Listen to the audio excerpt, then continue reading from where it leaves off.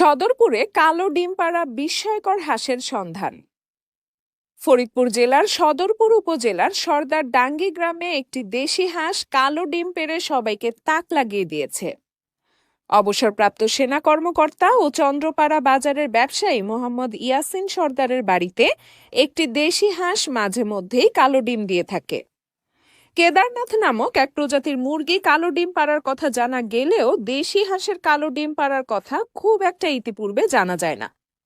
এ ব্যাপারে মোহাম্মদ ইয়াসিন সর্দার সাক্ষাৎকারে বলেন, প্রথমে অবাক হয়েছি, এটা খাওয়া যাবে কিনা এ নিয়ে উপজেলা প্রাণী সম্পদ কর্মকর্তার শরণাপন্ন হলে তিনি বলেন এটি খাওয়া যাবে এবং এর গুণগত মান স্বাভাবিক রয়েছে। হাঁসটি এবং ডিম দেখতে প্রায়ই তার বাড়িতে লোকজন আসে। এ ব্যাপারে সদরপুর উপজেলা প্রাণী সম্পদ কর্মকর্তা ডক্টর সব্যসাচী মজুমদার বলেন, প্রাণীদেহের বিলিভার্ডিন কম বেশি হওয়ার কারণে ডিমের খোলসের রং নীলচে বা সবুজাভ হয়ে থাকে। এছাড়া জরায়ুতে ডিমের খোলসটি পরিণত হওয়ার সময়ে গাঢ় সবুজ রঙের পিত্তরস বেশি থাকতে পারে।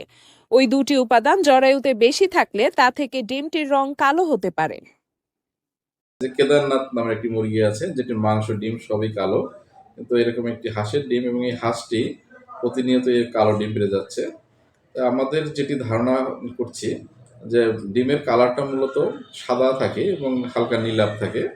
তবে অনেক সময় ডিমের কালারটা খাদ্যের উপর নির্ভর করে, খাদ্যের রঞ্জক পদার্থের উপস্থিতি, পাশাপাশি হচ্ছে ডিমের যে পিত্তনালী থাকে, পিত্তনালী থেকে যে রস নিঃসৃত হয় সেই রসের যদি আধিক্য থাকে তখন সেক্ষেত্রে ডিমের রং কালো হতে পারে।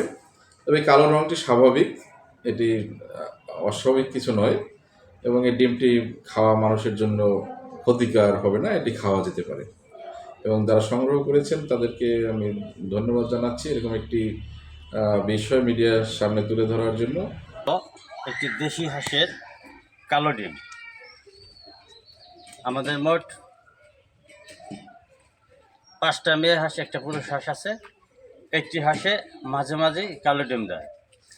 তা কালো ডিম দেওয়ার পরে আমরা প্রথমে একটু চিন্তায় পড়ে যাই যে এই ডিমটি খাওয়া যাবে কিনা, যার কারণে আমরা ভেটেরিনারি ডাক্তারের শরণাপন্ন হই। ডাক্তার বলেন যে এটি খাওয়া যাবে এবং খাওয়ার উপযোগী।